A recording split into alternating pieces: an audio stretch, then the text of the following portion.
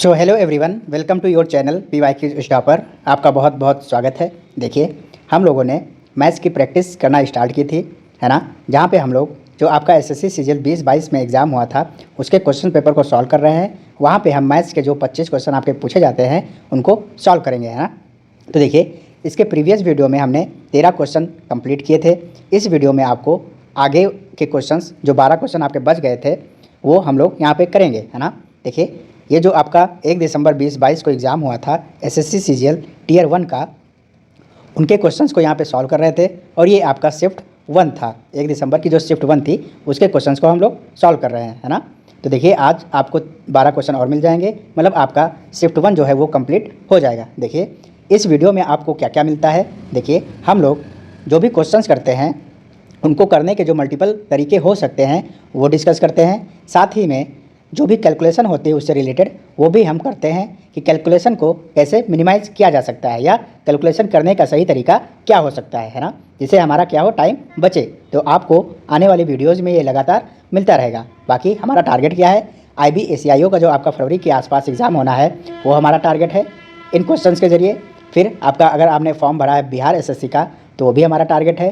बाकी आने वाले जो भी आपके SSC के एग्ज़ाम हैं वो सभी एग्ज़ाम्स आपके टारगेट पे रहेंगे। देखिए, लगातार प्रैक्टिस करने से आपका जो कैलकुलेशन है वो भी मजबूत होगा और आपका जो क्वेश्चन करने की टाइमिंग है, जो कितने कम समय में आप क्वेश्चन कर पा रहे हैं वो भी आपका कम होगा, मिनिमाइज़ होगा, है ना। आप कम से कम समय में क्वेश्चंस को कर पाएंगे। तो देखिए, इसके साथ ही अगर आपको इस जो भी सेशंस होते हैं इनकी PDF चाहिए, जो यहाँ पे क्वेश्चन डिस्कस किए जाते हैं, इन क्वेश्चंस की अगर आपको PDF चाहिए तो आप डिस्क्रिप्शन में दिए हुए लिंक पे, टेलीग्राम चैनल के लिंक पे क्लिक कीजिए। आप एक ग्रुप में ऐड हो जाएंगे जहाँ पे आपको इन क्वेश्चंस की PDF बड़ी आसानी से मिल जाया करेगी। देखिए, जो भी क्वेश्चंस हैं वो आपके हिंदी और इंग्लिश दोनों में होंगे, है ना। तो किसी के लिए भी समस्या नहीं होगी। अगर आप इंग्लिश मीडियम से हैं तब भी आपके लिए PDF है, अगर आप हिंदी मीडियम से हैं तब भी आपके लिए PDF है। बाकी अगर आपके कुछ डाउट्स रह जाते हैं इस वीडियो से रिलेटेड तो आप यहाँ पे दिए हुए टेलीग्राम नंबर पर मैसेज कीजिए, आपको रिप्लाई ज़रूर मिलेगा और आपके डाउट्स जो है वो मैं पूरी कोशिश करूँगा कि उनको रिजॉल्व किया जाए। तो चलिए, बिना किसी देरी के स्टार्ट करते हैं आज का सेशन। देखिए, ये क्वेश्चन आपसे कह रहा है यहाँ पे if x² - 5x + 1 = 0 then value of, आपको इसकी जो यहाँ पे एक्सप्रेशन लिखा हुआ है इसकी वैल्यू आपको बतानी है। देखिए, यहाँ पे अगर आप x³ से ऊपर को डिवाइड कर दें, ऊपर जो भी लिखा है उसको x³ से डिवाइड कर दें तो देखिए ये क्या मिलेगा, आपका 1/5 तो बचा ही रहेगा। फिर x की पावर 6 को x की पावर 3 से डिवाइड करेंगे तो मिलेगा आपको x की पावर 3 प्लस, देखिए x की घात कितनी है, 4, और यहाँ पे x की पावर कितनी है, 3, तो ये कितना बचेगा, 1x बचेगा, है ना। फिर यहाँ पे x² है, नीचे हो जाएगा x³ तो बचेगा ये आपका 1/x प्लस 1/, यहाँ पे 1/x³ आपका बचेगा। देखिए, जो हमें दिया था यहाँ पे आपको दिया था x² - 5x + 1 = 0। देखिए, x से अगर इसको हम डिवाइड कर दें पूरी इक्वेशन को तो ये बन जाएगा x - 5 + 1/x = 0। देखिए, x + 1/x यहाँ से कितना आ जाएगा, ये आपका 5 आ जाएगा, है ना। यहाँ पे देखिए x³ वाले टर्म को एक साथ लिख लीजिए तो ये हो जाएगा 1/5 x³ plus 1/x³ plus x + 1/x। तो देखिए, हमें x + 1/x की वैल्यू पता है तो यहाँ पे रख दीजिए 5।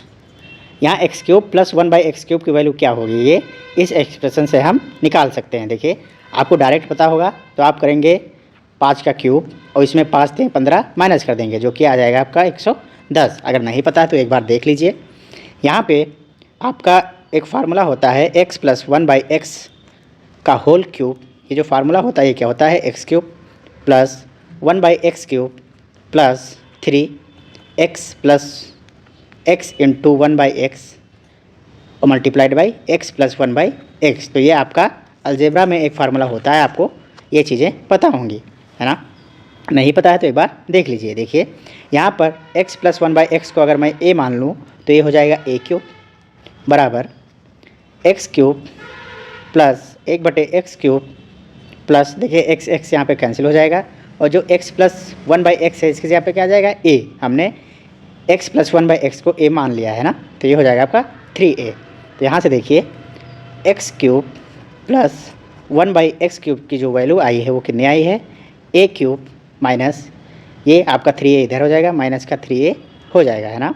तो ये आप याद रखिएगा, डायरेक्ट आपको लिखना आना चाहिए। अगर x प्लस 1/x दिया हुआ है और हमसे x³ प्लस 1/x³ पूछा है, तो देखिए इसका क्यूब करेंगे, 5 का क्यूब 125 माइनस तीनों पक्षी 15 इसमें घटा देंगे, है ना, a³ माइनस 3a। तो ये आप ध्यान रखिएगा। तो ये कितना आ गया था आपका 110। तो देखिए x³ प्लस 1/x³ की जगह पे क्या हो जाएगा, 110 आपका हो जाएगा ये, और मल्टीप्लाइड कितना है 1/5, है ना। तो देखिए यहाँ पे ये हो जाएगा आपका 115/5, ये आ जाएगा आपका 23। ऑप्शन सी यहाँ पे करेक्ट आंसर हो जाएगा। आई होप आपको ये समझ में आया होगा, है ना। केवल आपको यहाँ पे जो ये वाली एक्सप्रेशन है इसको देख के लिखना आना चाहिए। देखिए एग्ज़ाम के टाइम पे आपको क्या करना है, आपकी प्रैक्टिस इतनी होनी चाहिए कि ये एक्सप्रेशन आपको देख के ये पता लग जाना चाहिए कि ये x प्लस 1/x बराबर 5 लिखा हुआ है। फिर यहाँ पे आएंगे तो यहाँ पे देखिए x³ से सबको डिवाइड करेंगे और ये 1/5 आपका बचा रहेगा, है ना। फिर x³ से इसको डिवाइड करेंगे तो ये आपका बनेगा x³ plus 1/x³ plus x plus 1/x। फिर x³ प्लस 1/x³ आप यहाँ से तुरंत लिखना आना चाहिए आपको। देखिए x प्लस 1/x बराबर 5 है, तो जो x³ प्लस 1/x³ होगा ये आपको माइंड में ही कैलकुलेट करना है। 5 का क्यूब करेंगे तो 125 माइनस 5 से 15, मतलब ये जो एक्सप्रेशन है x³ प्लस 1/x³ की ये वैल्यू आएगी। तो यहाँ पे हम 110 रख देंगे और x प्लस 1/x की जगह पे 5 था, तो 110 प्लस 5 कितना हो जाएगा 115, और हमें इसको 5 से डिवाइड करना है। तो यहाँ पे आंसर हमको मिल जाएगा, है ना। चलिए तो यहाँ पे आप दो फार्मूले देख लीजिए। देखिए यहाँ पे x प्लस 1/x अगर आपको a दिया हुआ है तो x³ प्लस 1/x³ आपका इक्वल हो जाएगा a³ माइनस 3a के। ऐसे ही देखिए अगर आपको x माइनस 1/x बराबर दिया हुआ है a के, तो जो x³ माइनस 1/x³ होगा ये आपका हो जाएगा a³ प्लस का 3a। देखिए जब माइनस है तो यहाँ पे प्लस 3a है, जब प्लस है तो यहाँ पे माइनस 3 है। तो ये चीज़ें आप याद रखिएगा। नेक्स्ट क्वेश्चन आपका कह रहा है, in a right angled triangle PQR right angled at Q the length of side PR is 17 units, length of the base QR is 8 units and length of the side PQ is 15 units. If angle RPQ is equal to x then sine x plus cos x is. तो यहाँ पे आपको एक समकोण त्रिभुज दिया हुआ है PQR जिसकी भुजाएं आपको दी हुई हैं और ये जो एंगल है वो Q पे राइट एंगल बना हुआ है। देखिए अगर RPQ हमें एंगल दिया हुआ है x, तो sine x plus cos x की वैल्यू पूछा है। देखिए यहाँ पे आप राइट एंगल ट्राइंगल बनाएंगे, आपका बनेगा PQR क्योंकि Q पे क्या है राइट एंगल है। फिर यहाँ पे एंगल दिया हुआ है आपको कौन सा RPQ, तो देखिए RPQ ये वाला जो एंगल है वो कितना दिया हुआ है x। यहाँ पे PR की वैल्यू 17 दी हुई है, QR की वैल्यू 15 दी हुई है, QR की वैल्यू आपको 8 यूनिट दी हुई है। फिर PQ की जो लेंथ है वो कितनी है 15 यूनिट्स, है ना। हमसे पूछा sine x plus cos x, तो देखिए साइन x क्या होता है आपका हाइट, तो अगर ये एंगल है तो हाइट क्या बनेगी QR। तो यहाँ पे हाइट कितनी हो जाएगी 8, तो जो आपका साइन x होगा इसकी वैल्यू होगी हाइट 8 बटे हाइपोटेन्यूज, है ना। तो हाइपोटेन्यूज यहाँ पे कितना है आपका 17, तो साइन x हो जाएगा 8 बटे 17। ऐसे ही कॉस x कितना हो जाएगा बेस अपॉन हाइपोटेन्यूज। तो देखिए बेस आपका 15 है और हाइपोटेन्यूज आपका 17 है, तो ये हो जाएगा साइन x की वैल्यू ये और कॉस x की ये वैल्यू हो जाएंगी। इन दोनों को क्या करना है ऐड करना है। तो देखिए ऐड करेंगे इनको तो 8 बटे 17 प्लस 15 बटे 17 डिनोमिनेटर बराबर है, तो ऊपर जो न्यूमरेटर में है वो आपस में जुड़ जाएंगे। तो ये हो जाएगा 8 प्लस 15 23, 23 बटे 17। ऑप्शन बी यहाँ पे करेक्ट आंसर हो जाएगा। देखिए एग्ज़ाम में हमको इतना लिखने की ज़रूरत नहीं पड़ेगी। आपको अगर पता है कि ये राइट एंगल है तो यहाँ पे आपका बेस होगा और आपकी हाइट होगी, है ना। और यहाँ पे जो हाइपोटेन्यूज है वो कितना है 17 यूनिट, आपका करंट कितना है 17 यूनिट। और sine x plus cos x हमसे पूछा है, तो हमको ये पता है कि साइन x जो होता है वो हाइट अपॉन हाइपोटेन्यूज होता है और कॉस x जो होता है वो बेस अपॉन हाइपोटेन्यूज होता है। तो देखिए डिनोमिनेटर में आपका हाइपोटेन्यूज दोनों में है, तो ये आपस में जुड़ जाएंगे। आपका बेस और हाइट आपस में जुड़ के हो जाएगा 23 और हाइपोटेन्यूज कितना है 17। तो ये हो जाएगा डायरेक्ट आप लिखेंगे 23/17। आई होप इतनी क्लियरिटी आपको मिली होगी। आपको इतनी चीज़ें आनी चाहिए, है ना, तभी आप एग्ज़ाम में कम से कम समय में कर पाएंगे। देखिए नेक्स्ट क्वेश्चन आपको दिया हुआ है एक्सप्रेशन यहाँ पे 17 क्यूब प्लस 7 का क्यूब बटे में 17 स्क्वायर प्लस 7 का स्क्वायर माइनस के इज इक्वल टू 24। तो देखिए आपसे यहाँ पे के की वैल्यू पूछी है। देखिए आपको अलजेब्रा में एक फार्मूला पता होगा, नहीं पता है तो यहाँ पे देख लीजिए एक बार। A cube plus b cube जो होता है वो a plus b into a square plus b square minus a b आपका होता है। तो देखिए एक्सप्रेशन जो ऊपर लिखा हुआ है ये 17 का क्यूब प्लस 7 का क्यूब मतलब ए क्यूब प्लस बी क्यूब के फॉर्म में लिखा हुआ है। तो इसको जब हम इस फार्मूले में चेंज करेंगे तो ये हो जाएगा 17 प्लस 7 इंटू 17 का स्क्वायर प्लस 7 का स्क्वायर माइनस 17 इंटू 7। तो ये आपका एक्सप्रेशन ऐसा कुछ बनेगा। बटे में देखिए क्या लिखा हुआ है 17 का स्क्वायर प्लस 7 का स्क्वायर माइनस के और ये इक्वल टू दिया हुआ है किसके 24 के। देखिए 17 प्लस 7 कितना हो जाएगा आपका 24। ये 24 इस 24 से कैंसिल हो जाएगा। तो ये हो जाएगा 17 का स्क्वायर प्लस 7 का स्क्वायर माइनस 17 गुणे 7 बराबर 17 का स्क्वायर प्लस 7 का स्क्वायर माइनस के। देखिए 17 स्क्वायर ये इससे कैंसिल हो जाएगा, 7 का स्क्वायर 7 के स्क्वायर से कैंसिल हो जाएगा। तो यहाँ पे देखिए माइनस माइनस कैंसिल हो जाएगा। तो ये के की वैल्यू आ जाएगी आपकी 17 गुणे 7 जो कि हो जाएगा 119। तो यहाँ पे ए आंसर जो है आपका करेक्ट हो जाएगा। देखिए एग्ज़ाम में आपको इतना करने की ज़रूरत नहीं पड़ेगी। आपको अगर ये फार्मूला पता है और यहाँ पे थोड़ा आप ऑब्जर्व करेंगे कि ये 17 क्यूब प्लस 7 क्यूब जो है ए क्यूब प्लस बी क्यूब ऊपर बन रहा है। तो ये हो जाएगा 17 प्लस 7 24 और ये 24 से कैंसिल हो जाएगा। देखिए 17 प्लस 7 आपका 24 होगा और जो इसके बाद आएगा क्या आएगा 17 का स्क्वायर प्लस 7 का स्क्वायर माइनस 17 गुणे 7। ये आपके माइंड में चलना चाहिए, आपकी इतनी प्रैक्टिस हो जानी चाहिए जब तक आपका एग्ज़ाम हो, है ना। तो देखिए जब आपको ये एक्सप्रेशन पता होगा, ये वाला एक्सप्रेशन माइंड में आपके चलेगा तो यहाँ पे माइनस 17 गुणे 7 है और नीचे देखिए माइनस के है। तो मतलब के की जगह पे क्या लिखा हुआ है 17 गुणे 7। तो के की वैल्यू कितनी हो जाएगी 17 गुणे 7 और 17 सत्ते आपका 119 होता है ना। तो आपको एग्ज़ाम में केवल इतना ही सोचना है माइंड में और आपका आंसर 119 मिल जाएगा। नेक्स्ट क्वेश्चन यहाँ पे लिखा है the circumference of to circles is 198 centimetre and 352 centimetre respectively. What is the difference between their ready, है ना। उनकी रेडियस के बीच में डिफरेंस हमसे पूछा है। दो वृत्त की परिधि जो है 198 सेंटीमीटर और 352 सेंटीमीटर आपको दी हुई है। इनकी त्रिज्याओं के बीच का अंतर हमसे पूछा है। देखिए इस क्वेश्चन को करने के कई तरीके हो सकते हैं। देखिए यहाँ पे पहला तरीका देख लीजिए। हमको पता है किसी भी एंगल किसी भी वृत्त में आपका जो सर्कमफ्रेंस होता है, जो परिधि होती है वो कितनी होती है 2 पाई r। तो पहले वृत्त की हम रेडियस मान लेते हैं r1। तो 2 पाई r1 जो इक्वल होगा वो किसके इक्वल होगा 198 के, है ना। तो यहाँ से हम r1 की वैल्यू निकालेंगे। देखिए पाई की वैल्यू रख दीजिए 22/7 गुणे r1 बराबर 198। देखिए इसको काटिए, 11 से काटेंगे तो 11 दूना 22, 11 के नम 11, 11 अट्ठे 88, फिर 2 से और काट दीजिए तो 2 9 18। तो r1 की वैल्यू जो आएगी देखिए 7 9 63, 63/2 आपकी वैल्यू आ जाएगी r1 की। ऐसे ही दूसरे वृत्त की हम परिधि मान लेते हैं 2 पाई r2, रेडियस हमने r2 मान ली दूसरे वृत्त की, है ना। तो ये हो जाएगा आपका 352 के इक्वल। तो इसको रख दीजिए 352 के इक्वल। देखिए 2 पाई की वैल्यू 22/7 इंटू r2 बराबर 352। देखिए 11 से फिर काटिए तो 11 दूना 22, 11 3 33 बचा 2, 22 हो जाएगा। 11 दूना 22, फिर 2 दूना 4 और 4 8 32। तो जो r2 आएगा आपका r2 आएगा 7 8 56। देखिए r1 की वैल्यू आप इसको और सिंप्लीफाई कर लीजिए तो 2 3 6, 2 के नम 2, 2 5 10। देखिए r1 और r2 में डिफरेंस आपको कितना मिलेगा, ये मिलेगा डिफरेंस आपको 24.5। तो यहाँ पर डी ऑप्शन आपका करेक्ट आंसर हो जाएगा। बाकी एक तरीका और देखिए, दूसरा तरीका ये हो सकता था, यहाँ पे आप ऑब्जर्व कर रहे होंगे जो r1 जो हमने निकाली पहले सर्कल की रेडियस वो 7 का मल्टीपल आपको दिख रहा होगा। देखिए हमने जब 2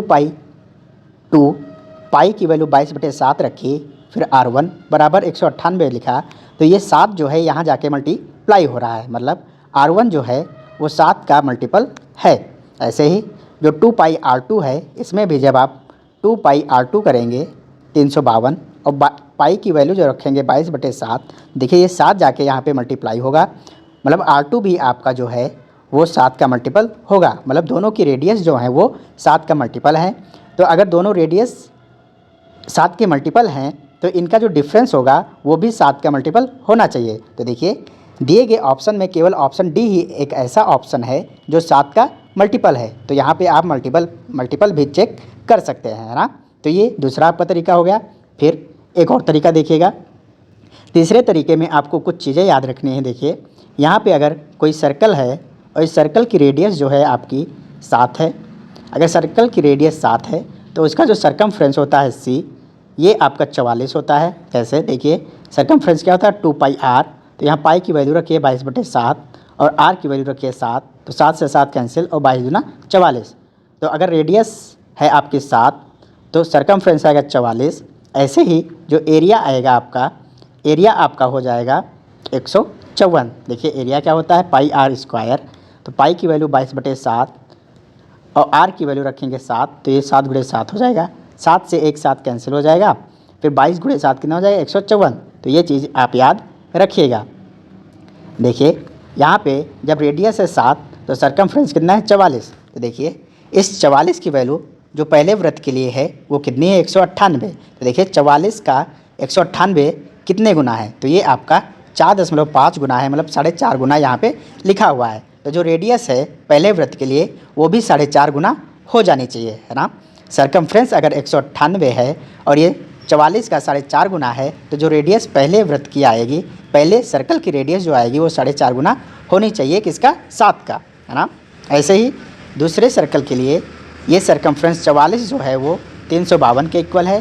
तो देखिए 44 जो है, जो आपका 352 है वो 44 का 8 गुना है। ये आपको जल्दी जल्दी देखना आना चाहिए। देखिए 8 चौक 32, 320 और 8 चौक 32, 32 और जोड़ेंगे 320 में आपको 352 मिलेगा। ऐसे ही 44 में हमने 4 से मल्टीप्लाई किया था, अगर 5 से करते तो ये 200 के ऊपर चला जाता, 4 से मल्टीप्लाई किया तो ये हमें 176 मिला, और 176 में 22 अभी और कम है, मतलब 44 का आधा और कम है, तो ये हमें 4.5 यहाँ पे दिख रहा था, है ना। तो ये चीज़ें आपको आनी चाहिए, तभी आपका जो कैलकुलेशन है वो जल्दी जल्दी और क्वेश्चन हमारे जल्दी जल्दी हो पाएंगे। देखिए हमने क्या कहा, 44 जो है दूसरे वाले सर्कल में 352 के इक्वल है सरकमफ्रेंस, तो ये जो रेडियस मतलब सरकमफ्रेंस यहाँ पे लिखा हुआ है वो 8 गुना लिखा हुआ है, तो जो रेडियस होगी R2 वो भी 8 गुना हो जाएगी। देखिए एक रेडियस आपकी 4.5 गुना है और एक रेडियस आपकी 8 गुना है, किसका 7 का, क्योंकि 7 पे कितना होता है 44, तो अगर सरकमफ्रेंस 4.5 गुना हो रहा है तो रेडियस भी 4.5 गुना हो जाएगी 7 की। तो देखिए एक की रेडियस 4.5 गुना और दूसरे की रेडियस 8 गुना, तो इनके बीच का डिफरेंस देख लीजिए, ये आपका डिफरेंस आएगा 3.5 गुना। तो जो रेडियस का डिफरेंस है वो 3.5 गुने का डिफरेंस हो जाएगा, तो 7 का 3.5 गुना करेंगे आप, तो देखिए आपको 24.5 मिलेगा, है ना। आई होप ये भी आपको समझ में आया होगा। चलिए नेक्स्ट क्वेश्चन देखिए, the radius of a circle is 10 centimetre, angle made by chord A B at the centre of this circle is 60 degree, what is the length of this chord. तो एक वृत्त की त्रिज्या आपको 10 सेंटीमीटर दी हुई है, इस वृत्त के केंद्र पर जीवा ए बी द्वारा बनाया गया कोण 60 डिग्री है, इस जीवा की लंबाई कितनी होगी। देखिए आपका एक सर्कल है, आपका एक वृत्त है, वृत्त की जो रेडियस है वो कितनी है 10 सेंटीमीटर, और एक कॉर्ड है ए बी। तो देखिए यहाँ पे हम ए बी एक कॉर्ड मान लेते हैं, इस कॉर्ड के द्वारा सेंटर पे बनाया गया एंगल कितना है 60 डिग्री। तो देखिए सेंटर पे एंगल कुछ इस तरह से बनाएगी, और ये जो एंगल है कितना है 60 डिग्री, और रेडियस कितनी है 10 सेंटीमीटर, है ना। तो देखिए कॉर्ड ए बी की लेंथ हमसे पूछी है, तो देखिए अगर ये 60 डिग्री है और ये आपका रेडियस है ओ ए और ओ बी आपकी क्या है रेडियस, तो ये आपस में क्या होंगी बराबर होंगे। तो ये देखिए ये दो साइड्स आपकी बराबर हैं, तो ये वाले एंगल भी आपके बराबर होंगे। 60 पहले सा था, बचा आपका 120, क्योंकि जो एंगल ट्राइंगल में एंगल्स का सम होता है वो कितना होता है 180, 60 पहले से है, बचा आपका 120, ये दोनों बराबर बराबर डिवाइड हो जाएगा, तो ये भी आपका 60 हो जाएगा और आपका ये भी 60 हो जाएगा। तो ये जो ओ ए बी मिला है हमें, ये आपको जो है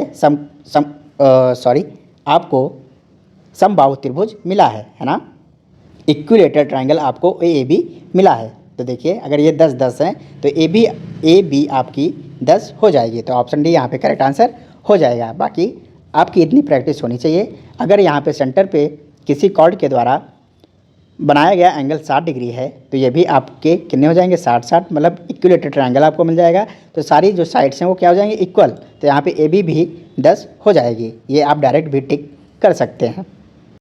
देखिए नेक्स्ट क्वेश्चन यहाँ पे लिखा है, how many spherical lead shots each of diameter 8.4 centimetre can be obtained from a rectangular solid of lead with dimension 88 centimetre, 63 centimetre, 42 centimetre. तो यहाँ पे एक आयाम आपको दिया हुआ है जिसकी लंबाई, चौड़ाई और ऊंचाई आपको 88 सेंटीमीटर, 63 सेंटीमीटर और 42 सेंटीमीटर दी हुई है। तो इस आयताकार ठोस से हमें 8.4 सेंटीमीटर व्यास वाले गोलाकार लेड के शॉट प्राप्त करने हैं। तो देखिए जो इसका क्षेत्रफल होगा किसका, आयताकार ठोस का, वो इन गोलाकार लेड जितने भी बनेंगी उन सब के वॉल्यूम के बराबर होना चाहिए, है ना, उसके आयतन के बराबर होना चाहिए। देखिए जो भी लेड हैं वो कैसी हैं, गोलाकार, स्फेरिकल हैं। तो देखिए स्फेयर का आपका जो वॉल्यूम होता है वो होता है 4/3 पाई आर क्यूब, और जो आपका यहाँ पे आयताकार ठोस है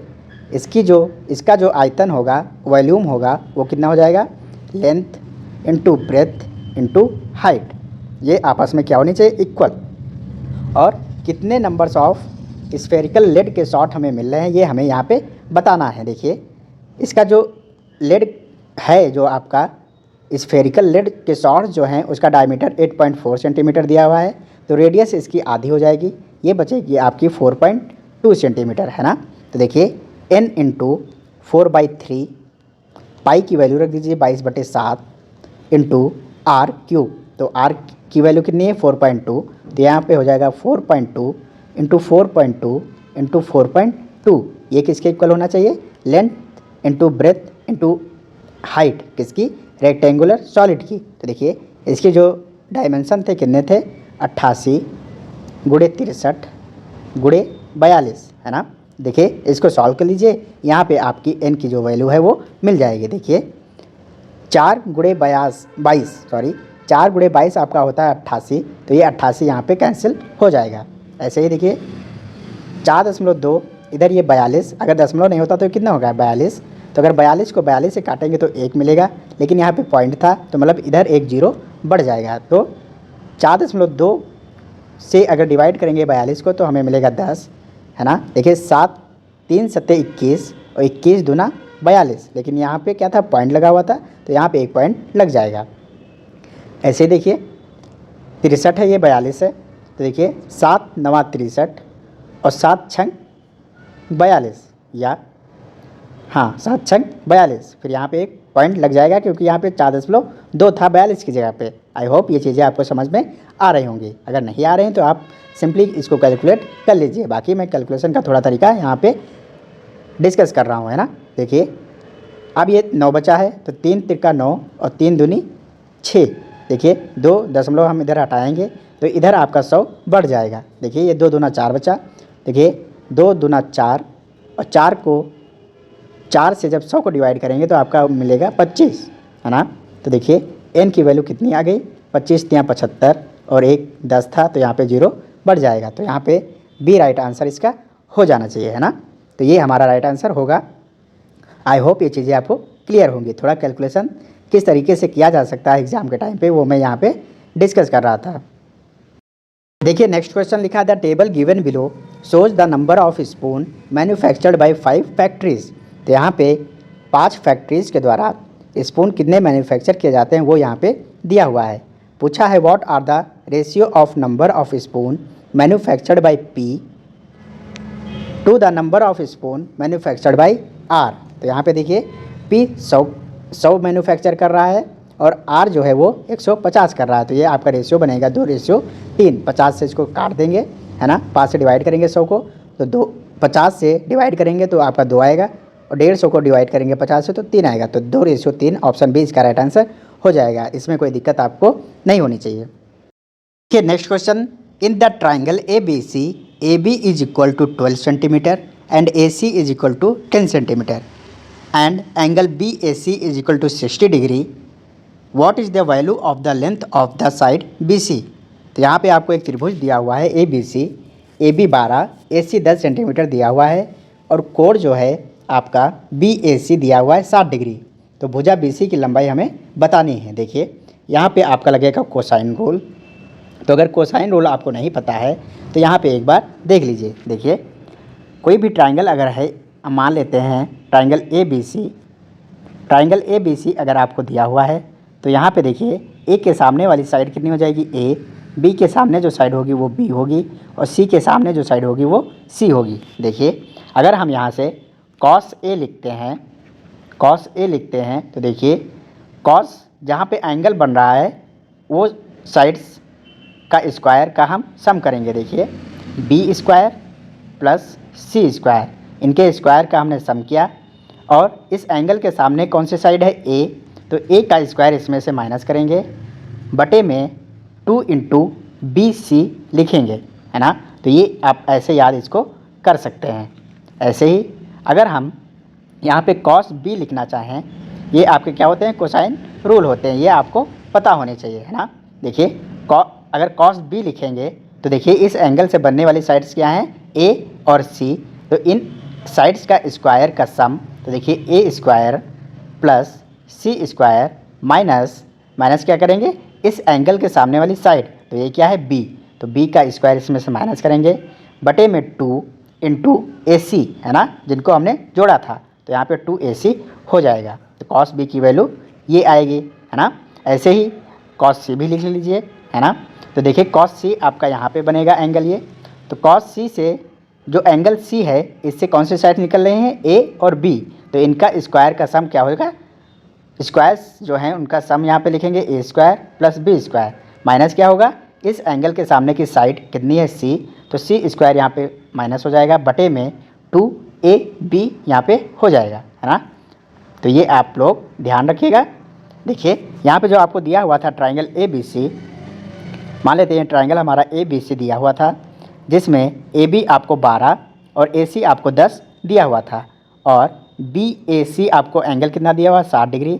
तो हमसे पूछा है BC की लेंथ क्या होगी, तो देखिए BC यहाँ पे हमें नहीं पता है और इसकी हमें लेंथ निकालनी है। मान लेते हैं इसको A, तो देखिए cos A यहाँ से क्या हो जाएगा, अभी यहाँ पे हमने फार्मूला लिखा है, तो cos A की जगह पे कितना हो जाएगा 60, तो cos 60 डिग्री बराबर आपका देखिए 10 का स्क्वायर प्लस 12 का स्क्वायर, तो देखिए 10 का स्क्वायर प्लस 12 का स्क्वायर माइनस करेंगे ए स्क्वायर, है ना, इसके सामने की भुजा ए स्क्वायर, बटे में 2 इंटू 10 गुणे 12।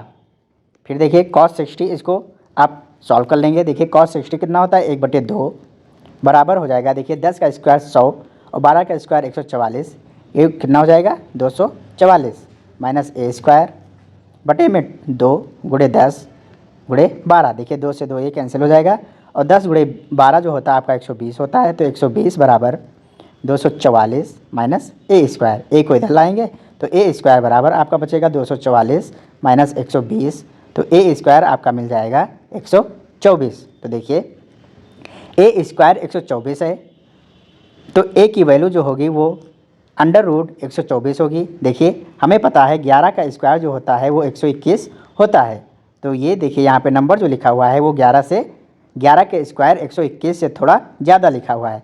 और एक चीज़ और देखिएगा, 12 का स्क्वायर आपका होता है 144, मतलब ये 144 से कम है और 11 के स्क्वायर से 121 से ये थोड़ा ज़्यादा है, मतलब इसका जो भी स्क्वायर रूट आएगा वो 11 से थोड़ा ज़्यादा आएगा। तो यहाँ पे एक ही ऑप्शन है डी, यही हमारा राइट आंसर हो जाएगा।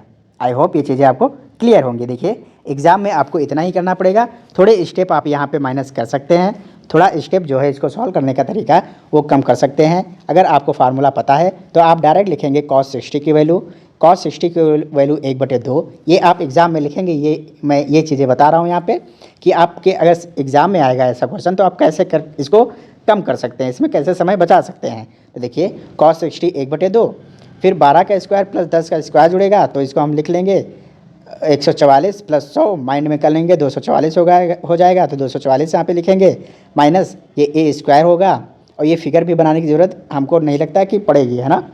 तो देखिए 244 माइनस ए स्क्वायर बटे में 2 इंटू ये 10 गुणे 12, है ना। तो यहाँ से इतना एक्सप्रेशन डायरेक्ट हम एग्ज़ाम में लिख सकते हैं। आई होप चीज़ें आपको क्लियर होंगी। देखिए नेक्स्ट क्वेश्चन यहाँ पे, the value of tan square x plus cot square x minus sec square x into cosec square x is. तो यहाँ पे आपको एक्सप्रेशन दिया हुआ है, इसकी वैल्यू आपसे पूछी है। देखिए यहाँ पे अगर x की वैल्यू आप जो है 45 पुट कर दें, अगर x की जगह पे आप 45 पुट कर दें तो देखिए tan x आपका tan 45 हो जाएगा। tan 45 होता है 1 का स्क्वायर आपको 1 मिलेगा।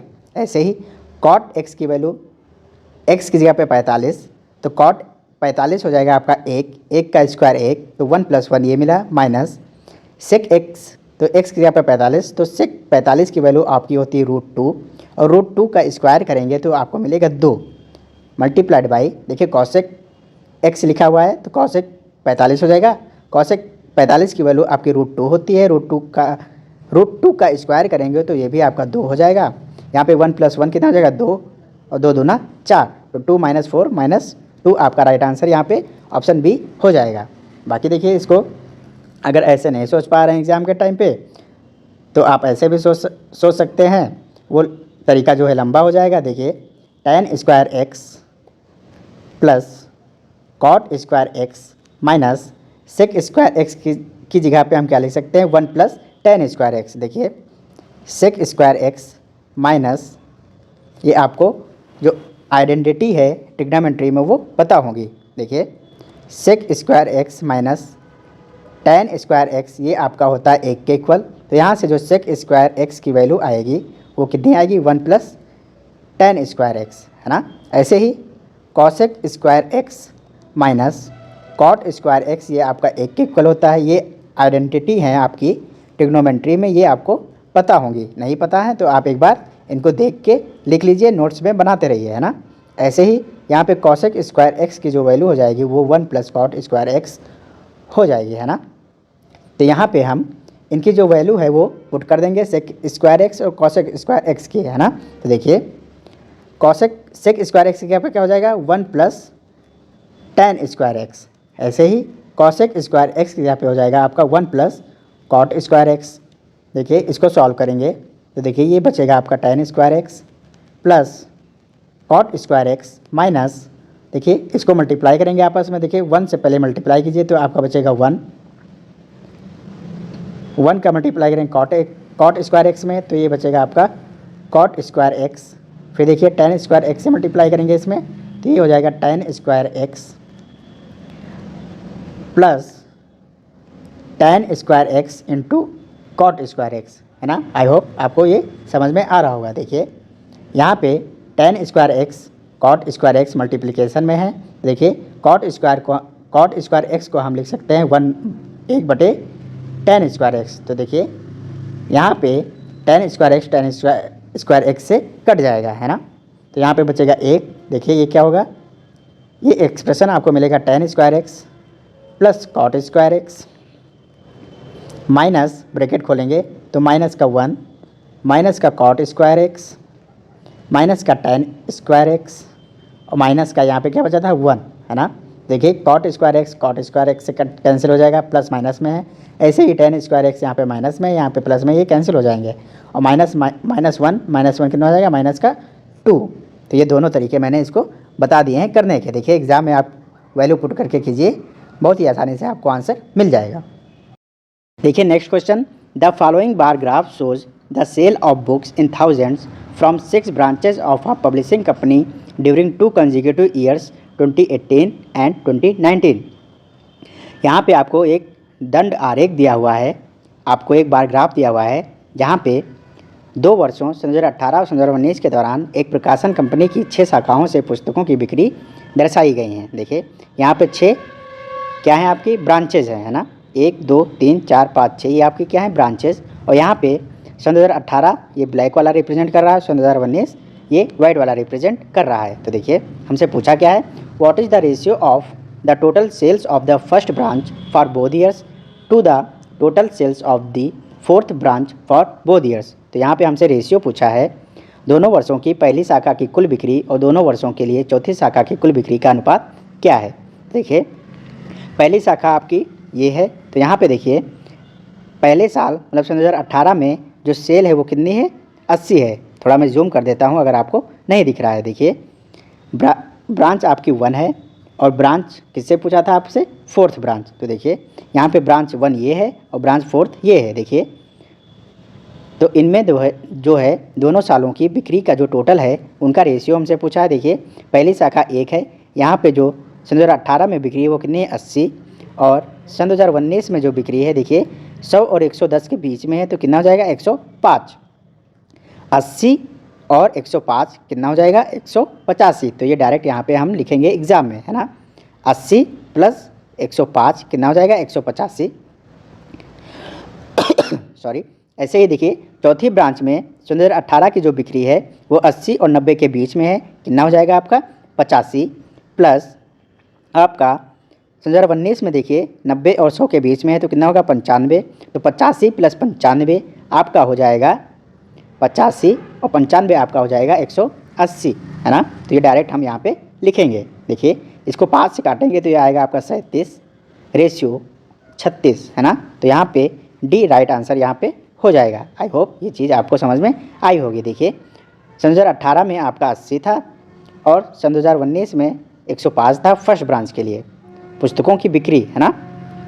और चौथे ब्रांच के लिए सन 2018 में 85 था और सन 2019 में आपका 95 था। तो इसको डायरेक्ट हमने यहाँ पे लिखा था ऐड करके। आई होप आपको ये आप कंफर्म होगा, क्लियर होगा, है ना। नेक्स्ट क्वेश्चन, यहाँ पे आपको एक्सप्रेशन दिया हुआ है और यहाँ पे आपसे पी की वैल्यू पूछा है। देखिए अभी हम लोग एक क्वेश्चन किए थे जहाँ पे 17 का क्यूब प्लस 7 का क्यूब था, वहाँ पे भी आपसे के की वैल्यू पूछी थी। तो देखिए यहाँ पे जो होने वाला है, देखिए आपको पता होगा फार्मूला, 17 का क्यूब माइनस 7 का क्यूब यहाँ पे लिखा हुआ है, तो इसका फार्मूला पता होगा a cube minus b cube, ये बराबर होता है आपका a minus b into a square plus b square plus a b के बराबर ये एक्सप्रेशन होता है ना। तो ये चीज़ अगर आपको पता है तो यहाँ पे आप लिखेंगे 17 का क्यूब माइनस 7 का क्यूब, ये हो जाएगा 17 माइनस 7 जो कि हो जाएगा 4 इंटू कितना 10, 17 माइनस 7 कितना हो जाएगा 10, इंटू में आपका हो जाएगा 17 का स्क्वायर प्लस 7 का स्क्वायर प्लस 17 गुणे 7, है ना। बटे में आपका लिखा है 17 का स्क्वायर प्लस 7 का स्क्वायर प्लस पी, और ये 40 के बराबर दिया हुआ है। देखिए 4 गुणे 10 आपका 40 होता है, ये 40 के इक्वल हो जाएगा तब जब ये एक्सप्रेशन इस एक्सप्रेशन से पूरा का पूरा कट जाएगा। तो देखिए 17 का स्क्वायर दोनों की जगह पे है, 7 का स्क्वायर दोनों की जगह पे है, पी की जगह पे यहाँ पे क्या लिखा है 17 गुणे 7, तो पी की वैल्यू जो हो जाएगी 17 गुणे 7 यहाँ पे हो जाएगी, जो कि हो जाएगा आपका 119। आंसर सी जो है राइट आंसर हो जाएगा। Next question, Riya could not decide between discount of 30% और 2 successive discounts of 25% and 5% both given on shopping of 3,840 rupees. What is the difference between both the discounts. तो देखिए रिया खरीदारी करती है 3840 रुपये की, उसको एक छूट मिलती है 30% की, या 2 क्रमागत छूटें मिलती हैं 25% और 5% की। तो ये दोनों में कंफ्यूज हो गई कि हमें कौन सा ऑफ़र लेना चाहिए। तो पूछा दोनों छूटों के बीच कितना अंतर होगा। देखिए अगर 30% का सिंगल डिस्काउंट मिलेगा तो आपको 30% का जो है डिस्काउंट वो टोटल मिलेगा, लेकिन अगर हम 25% और 5% का क्रमागत छूट लें, सक्सेसिव डिस्काउंट लें, तो देखिए क्या होगा। सक्सेसिव परसेंटेज में मैंने बताया था पहली वीडियो में, a plus b a b upon 100 होता है। तो देखिए यहाँ पे ए की वैल्यू डिस्काउंट है तो माइनस में होगा।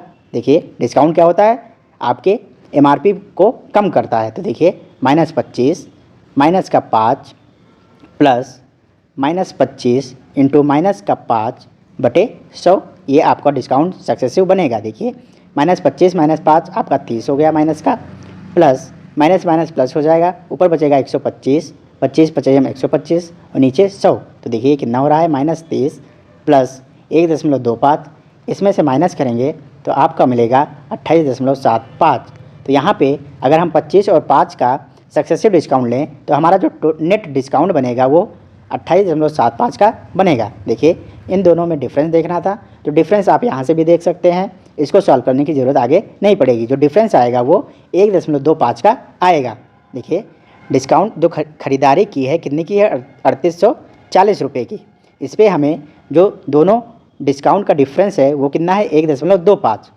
1.25% का डिस्काउंट का जो है वो डिफरेंस हमें मिल रहा है। तो देखिए अगर 3840 का 1% कितना होगा, 3840 का 1% होगा आपका 38.4।